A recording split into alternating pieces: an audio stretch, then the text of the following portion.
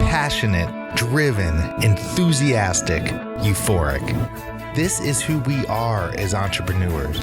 But how we leverage these incredible attributes to dream and build businesses that scale and grow is what this podcast is all about. Hello, I'm attorneypreneur Josh Brown, and welcome to Franchise Euphoria. Are you searching for the right franchise but wondering where to start your search or how to be more efficient in your search? If so, you will definitely want to tune in today. I am thrilled to have Jim Gleason on the show today. Jim is the general manager of FranNet of Mid-America, a franchise consulting and brokerage company. In addition to matching individuals with a franchise business that will achieve their goals of business ownership, he is also a certified business coach with over 30 years combined experience in the corporate, counseling, and consulting worlds. Jim has a thorough understanding of the demands placed on individuals, both personally and professionally, and how to help them effectively deal with those demands and navigate the waters of change. Because of his personal experience of being involved in corporate downsizing, Jim went into business for himself in 1992.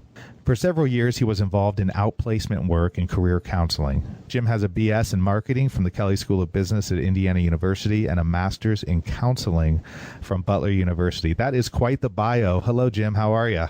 I'm good, Joe. How are you doing? Doing well. I'm thrilled to have you on the show today. I mean, you've got such tremendous experience from being a franchise consultant, a coach, and obviously your own experience. It sounds like being downsized at one point, which kind of thrust you in to going into business for yourself. So we've got all sorts of stuff to talk about, but I always like to start the show with a little bit more background about you. I obviously read your bio, but any other information that you want to add to give the listeners some more information about you? Sure. I was actually downsized twice before I decided to go into business for myself, and that's why I decided to go into business for myself, because I just came to the conclusion that I'm not have other people determine whether I'm going to work or not.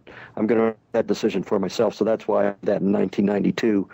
It's evolved over the years. In fact, one of the first things I did back then, it was probably more like 1994, I actually started looking at franchise businesses, and I went about it the wrong way. So I've kind of got the experience from how not to do it, and then getting into the franchise consulting world and understanding how it should be done. So I think that brings a good perspective from my part. Well, how has being a coach helped you with the franchise consulting? Because I would think that you having that background experience would be a tremendous asset. Yeah, actually, working as a franchise specialist and working with people and helping them find the right business is just another aspect of coaching. At least that's how I look at it, is trying to help people to find the right, whatever that is for them, whether that's a business or help them find the right solution to their business issues when I was doing the coaching. And yeah, it all evolved around people coming up with their own answers, but giving them some basis to come up with that answer. In other words, challenging them, asking them the right questions, and helping them to figure out what will work for them and what won't work for them in terms of their goals and their experiences. Well, that's fascinating. Now, you said a few moments ago that you've sort of made some mistakes along the way in terms of when you were looking at your own franchise. I'd love if you could recount some of those for the audience. Sure. One of the franchises I looked at, this is back in the mid-'90s probably, was one that did floor coverings, carpet, wooden floors, those kind of things, and I investigated it a little bit. I went down, visited their home office down in Atlanta, came back, and was ready to pull the trigger on it, and I thought, well, gosh, I really don't want to be selling floor coverings and carpet and stuff, and the mistake that I made, even though I would be involved in that aspect of it, I wasn't looking at it as a business. I was looking at it as a job. And what happens is too often when people start looking at franchising, and this is what I did, is that here is this business, for example, if it's residential cleaning, gosh, am I going to be cleaning toilets and windows and things like that? Well, no, you're not. In my case, am I actually going to be laying carpeting and all those kind of things? No, I'm not. I'm actually running a business. I've got people that are doing those other things. So using Michael Gerber's concepts from the E-Myth Revisited, as an owner, I would be working on the business, not in the business. And what I was not doing was separating the function of the business from the function of the owner. In other words, I wouldn't be doing the carpeting. I would be out there marketing the business, developing the business, making sure the quality was there, making sure the employees were doing what they needed to do. But I wouldn't actually be doing the actual business. And so that was one of the biggest mistakes that I made. Well, and that's such a great point because, we hear that all the time. I mean, I think part of the reason people look to franchises is they sort of feel like they're buying that business in a box. They're buying that business that all they have to do is slap down some money and boom, they're going to have a business that's going to be up and profitable. And I think what people don't realize, because they don't do the kind of due diligence, they don't speak to people like yourself and other professionals, is they don't really understand what they're getting into. And I think a lot of times, because so many people come into franchising from the corporate world or being corporate downsized, they're so used to having a job that's the mindset they've had their entire career. How do you help people overcome that? Well, you're exactly right. In fact, what happened several years ago, I was at a networking event, and after the event, this lady came up to me and said, "I wish I would have met you 2 years because I'm in the wrong business." She was in a franchise business and do the investigation the right way. Typically what happens is when somebody starts looking at a franchise, they get on the internet and they'll start looking at the public website and start making their decisions about the franchise based upon that information. And they really don't understand how to go about investigating the business and asking the right questions because they simply don't know what they don't know. What question should I ask the franchisor? What do I need to understand? What does this franchise disclosure document, which you obviously help people with that, but what does this tell me? What questions should I be asking the franchisee?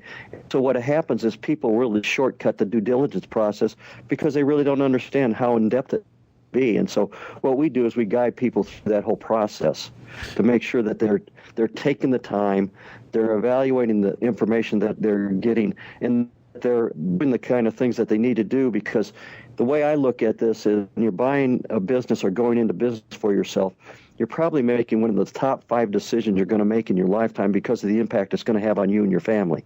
And so you need to make sure you're doing your due diligence and coming up with a business that's going to be something that you're going to enjoy doing and that you're good at. Oh, I love that. I think that's fantastic advice. So if I'm someone out there right now and I'm at the early stages and I'm considering a franchise or possibly looking at a variety of franchises, what do you do specifically to get people started? So if I'm coming to you as a potential client, what is the first thing that you do to sort of assess where they're at and assess if they're even going about it the right way? One of the most important things I believe in when people are looking at franchises, they need to be educated about what franchising is and what it is not. People have a perception of what franchising is, and it's almost based upon fast food. And certainly that's a legitimate to a limited degree. It sets a certain mindset, though, that you have to have a building, you have prime location, and you're going to have inventory, and you're going to deal with, as a mind says, hormonally challenged teenagers. And so that's the perception most people of what franchising is. What we want to do is we want to give people a good education about franchising, have a foundation that you're building your decision on. In other words, by getting good education about what franchising is and what it is not, what you're going to learn is, number one, is franchise, is it even for me? Because it's certainly not for everybody. If it's not for you, that education has been invaluable. You just saved yourself a lot of time and headaches. But if it is for you, then you have a foundation to build from to take the next step forward. And so now the analogy I use, it's kind of like with Bobby Knight. No matter what you thought about him as an individual, he's a great basketball coach because he was so fundamentally strong. His teams are fundamentally strong. And that's what a person needs, is to have good, strong fundamentals, especially when they're going into something brand new that is something that they've never crossed the borders with before, such as franchising. That's great. I love that analogy, and it's so true. I mean, because you have to have that foundation. And I think, too, you hit on how important personality is when determining, A, if franchising is right for you, and B, what kind of franchise you go into. I'm curious with FranNet, how you guys assess personality. Do you have questions that you put people through? Do you have tests that you put people through? Because I think it's very, very important, and I think you do as well. And I'm just curious how you address that. Yes, we start with after we do the education piece and somebody says, yeah, I want to pursue this forward. We have an online assessment that we send people, and it looks at their background, looks at their goals, their experience, the kind of things that they enjoy doing. It also looks at how much money they want to make, how much they're able to invest. But a big part of that is, for lack of a better term, a personality profile. And actually it looks at values, characteristics, and motivational characteristics. There's a number of questions that we ask people. And then when we get that information back, it says, okay, this is your profile. Here are franchisors, successful franchisees with a similar profile. So that's the start where we do kind of this matchmaking process. And then beyond, after we get that information back, we sit down with our clients and ask them a bunch of other questions, basically do a 2-hour interview, because we want to understand as clearly as possible what their goals are, both short-term and long-term, financial, lifestyle, those different things. And so that from that, we start doing this, okay, this profile based upon how you've answered this question and the goals that you have. Here are 2 or 3 franchises that, as we understand your goals, that will help you achieve those type of things. Now, how do you address capitalization, money, the big money issue? I think it's always probably the big elephant in the room. And I imagine you get a lot of people who come to you that may think they have enough money saved, may think that they're well capitalized or have access to enough capital, but may turn out that they don't. Is that something that you address at the outset? And then also after you address it, assuming they move forward, what is your recommendation for how much capital people should have before they get started? Obviously, every franchise is different, but just in general, before they get started with the franchise business. Well, yeah, certainly the financial aspect of it is, as you say, it's the elephant in the room, and we have that up front, and part of that assessment process is looking at the financials, because if the reality is, if a person is not financially capable, there's really nothing we can do to help them. I mean, that it sounds somewhat crass, but that's really the bottom line. And so we get that information back, and from that, I can then get on the phone with a person and kind of chat with them. Kind of give you an example. I've done a lot of work with veterans groups, the Indiana National Guard, and quite often I will have a veteran or somebody that's active duty that will want to meet, and we'll sit down, we'll talk about and what they're doing, and bravo on their part. They're saying, okay, I'm probably going to be in the force for another 4 years. I'm trying to figure out what I'm going to need financially to position myself so when I do retire that I can get into a business. And so what are the things that I need to start doing? So yeah, the financial aspect is huge. We do address it. We work with a number of banks that refer folks to, but quite honestly, the banking issue is still a major one, but there are other avenues where people can look to. There's alternative financing through loan brokers. Another one that a lot of people aren't aware of is an individual can use 401k or IRA monies, and they can be converted, so there's no tax penalties. In fact, there's some tax advantages. So we're basically doing equity financing. And so there's ways to do that. We have companies that we work with in helping them to do those type of things. So yeah, it is a major issue, and that's certainly one of the things that's in a person's way of being able to move forward with the whole franchising or going into business for themselves in any means. Well, and for me, I think that one of the things that separates the good consultants from the others is that it's not just about having the money just to get started. It's about putting yourself in a position where you're going to be most successful.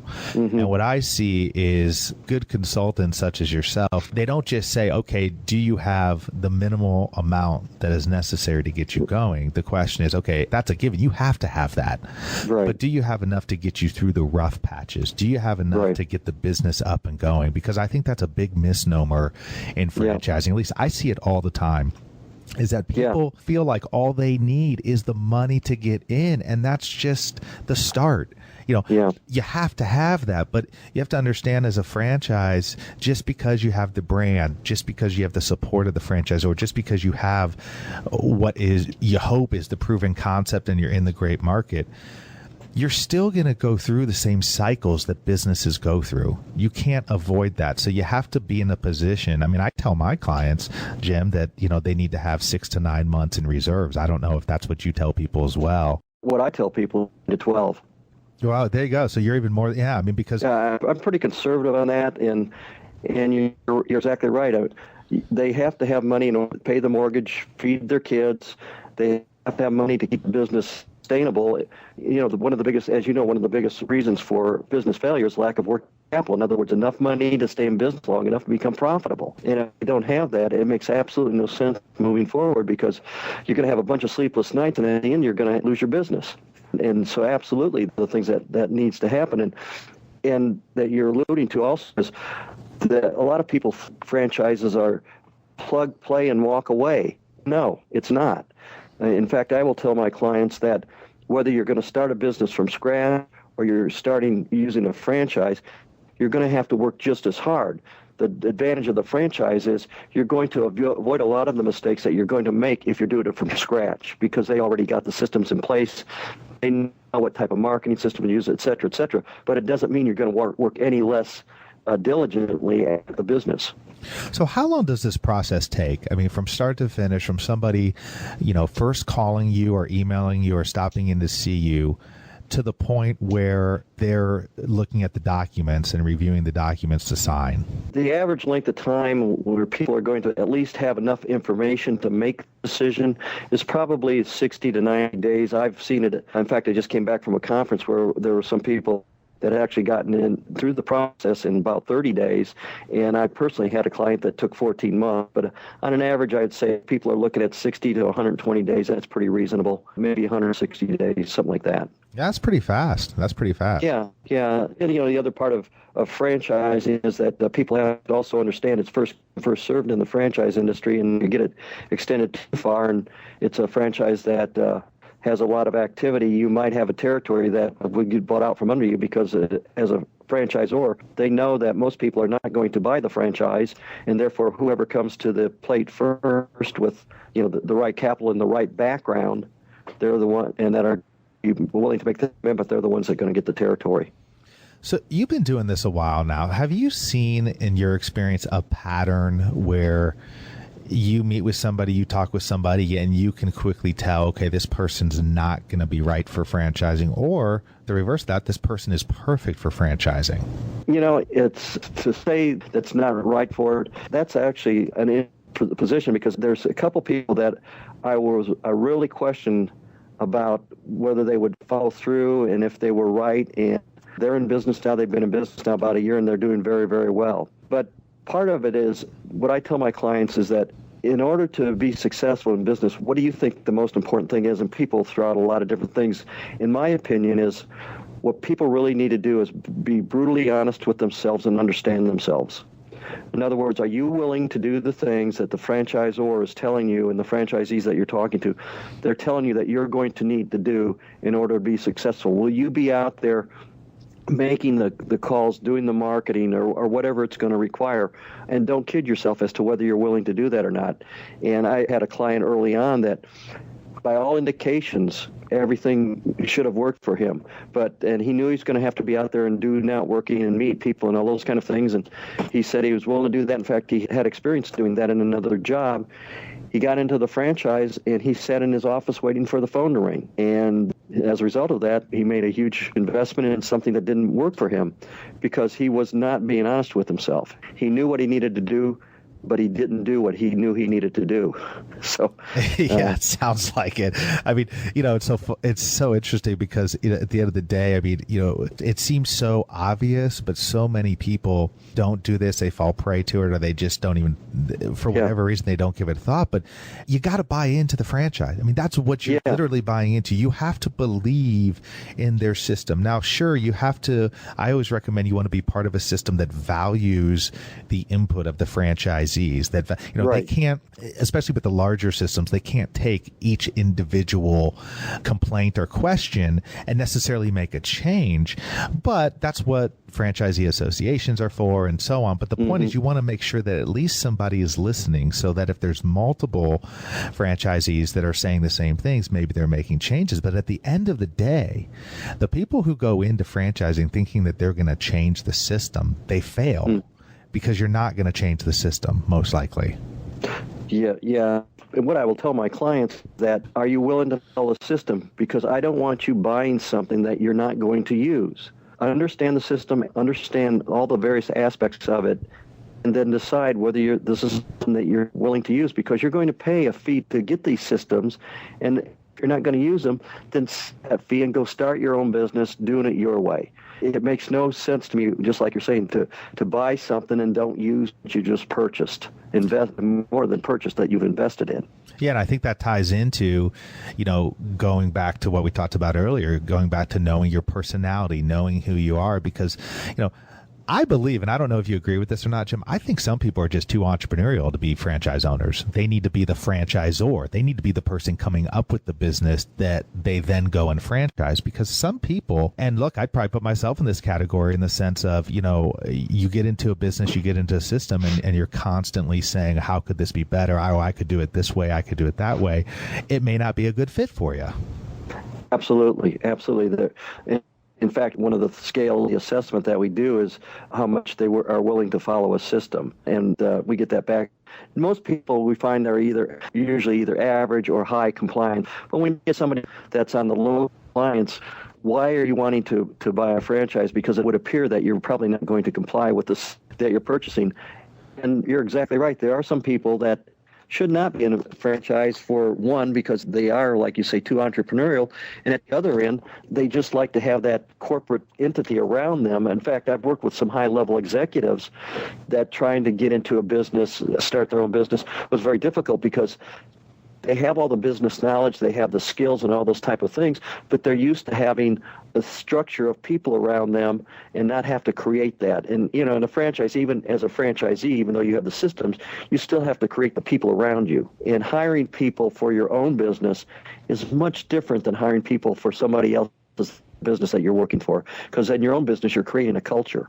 And that's a much different type of situation than hiring employees for a culture that already exists. Yeah, no, that's a really interesting point. So in everything that you do for somebody, I mean, it sounds like there's a tremendous amount of work that goes into from the first phone call to finding the right franchise. And to some people out there, it may sound like, wow, this is going to cost me a fortune. But they may be surprised it actually costs them nothing to come see you. Can you explain a little bit about that? Sure. Everything that we do, from the education, from doing the assessment, the interview, making the recommendations, and we stick with our clients through the whole due diligence process. We provide questions to ask franchisors, franchisees, tips for when they go visit the franchisor, which typically is called a discovery day, reviewing the franchise disclosure document, all those things. We work with them through that whole process.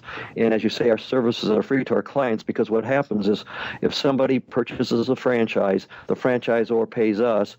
And they're willing to do that because our obligation is to pre-qualify the individuals before they ever get to the franchisor.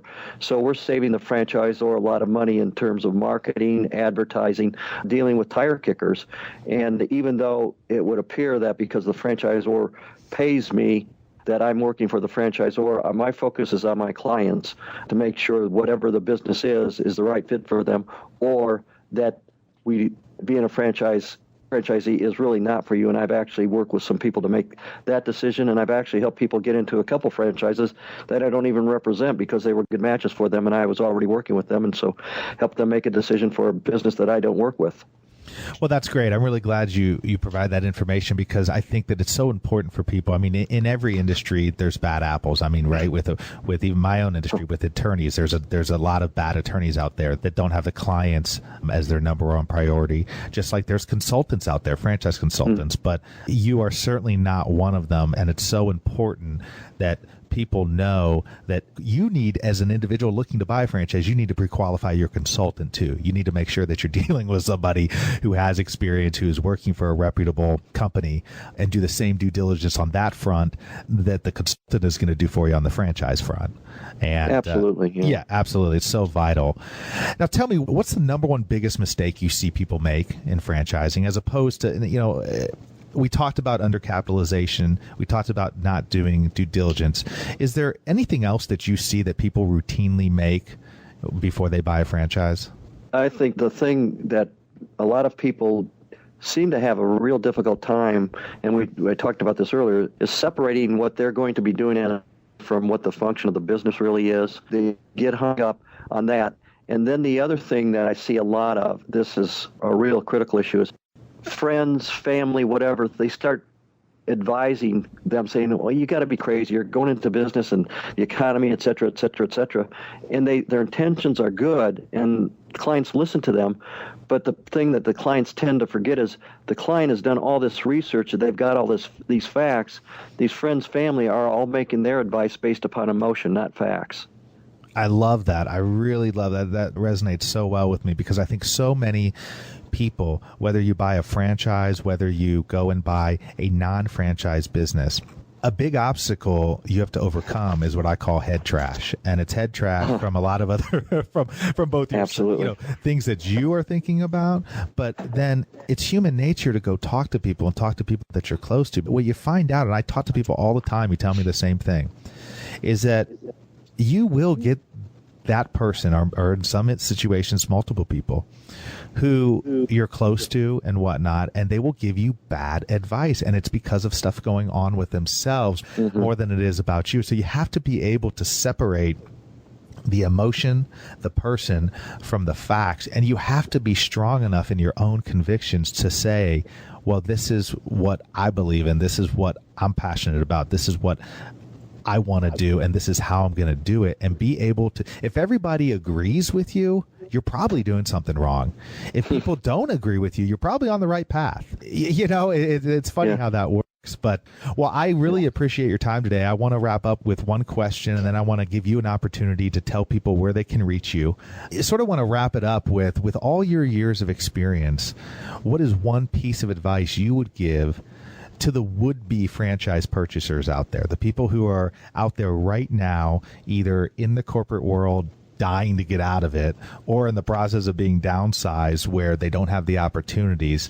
You know, what's one piece of advice you would give to them as they seek out their franchise? What people need to do is give themselves the opportunity to investigate what the various avenues are for themselves. Franchising, startup, looking at purchasing a business, and then start understanding that at a certain point you need to get focused.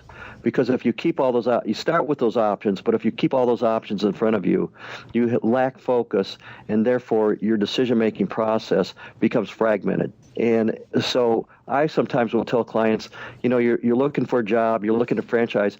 Maybe you ought to spend the next 6 weeks just focusing on a job only, so you have some focus. And if after 6 weeks you find that that's not working for you, then let's talk again, or vice versa. And, you know, I'll tell them, it may sound self-serving, but why don't you spend the next 6 weeks just focused on looking at the franchise? If that doesn't work for you, move forward. In other words, you have to have focus.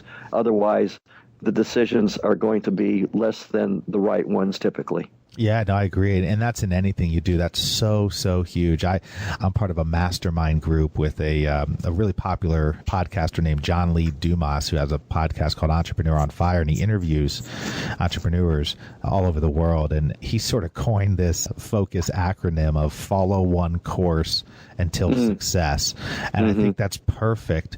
And it's perfect when you own a business, but it's even more appropriate when you're getting started in a business, because you get on the internet, you talk to people, and you sort of find yourself, I think a lot of people find themselves getting off course. So that's, I think, really great piece of advice. And now finally, Jim, where can people find you? What's the best way to get a hold of you? And anything else you want to finish up the interview telling about your business, go ahead. Sure.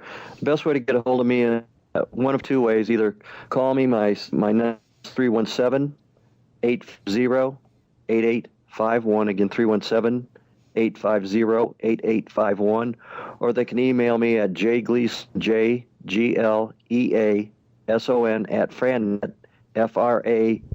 FRANNET.com.